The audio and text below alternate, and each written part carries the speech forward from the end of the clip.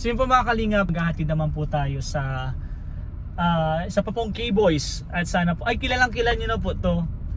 Paghahatidan po natin ng blessing po kasi yun po pinagkatiwalaan po tayo ni Tita Sorel po na yun nga po bigyan po ng allowance po ng isang K-Boy. Sana po yun po. Tingnan nyo po kung sino, alam ko po kilalang nyo po ito. So let's go po.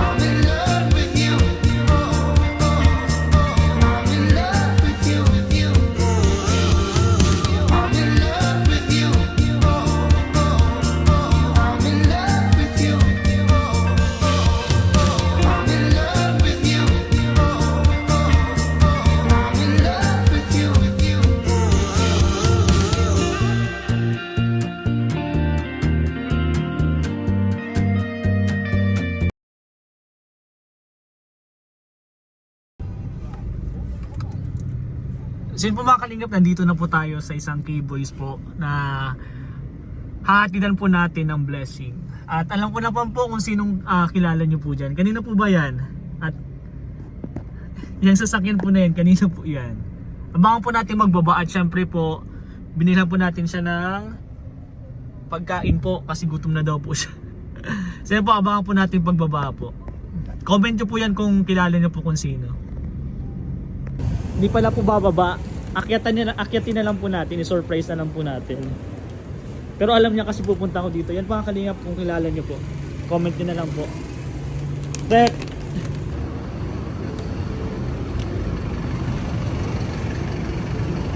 So guys, akyat tayo. Sino kayang K-Boys to?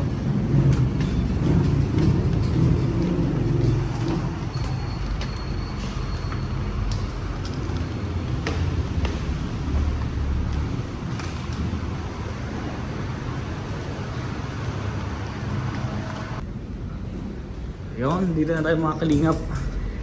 Bali, first time po natin dito at alin ba dito? Yun! Bro!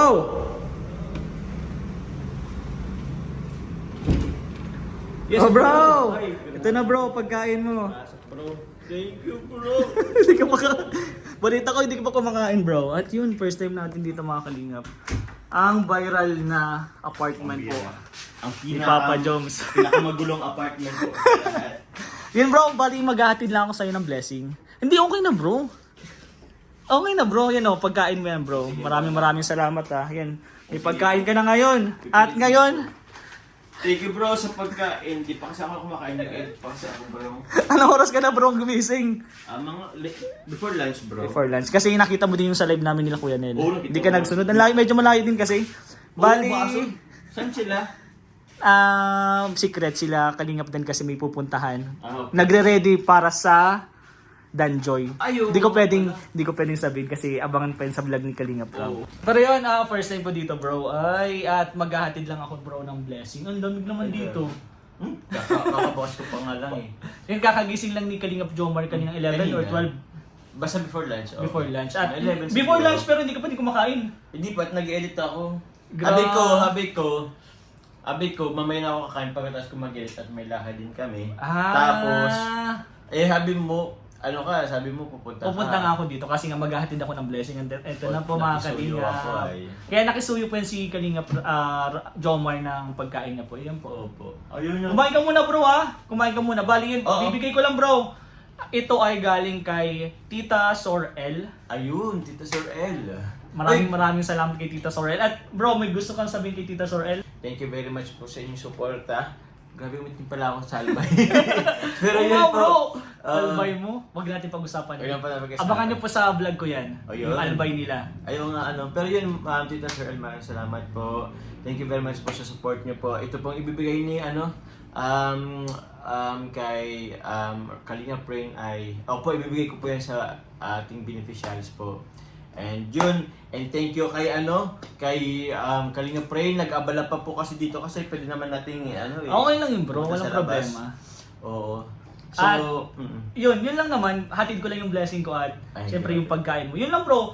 Next time na lang yung vlog natin kasi may mga lakad ka pa din at siguro may lakad pa din kasi po ako mga Kalingap. Pinatid ko lang po yung blessing. Oo. Kay Kalingap din kasi hinatid ko din yung blessing. natid mo rin. Yung 8 sakong bigas. Uy, Binigyan grabe. natin. Galing din yan po kay Tita Sorel. Kaya Ay, maraming thank you. salamat po kay Tita Sorel.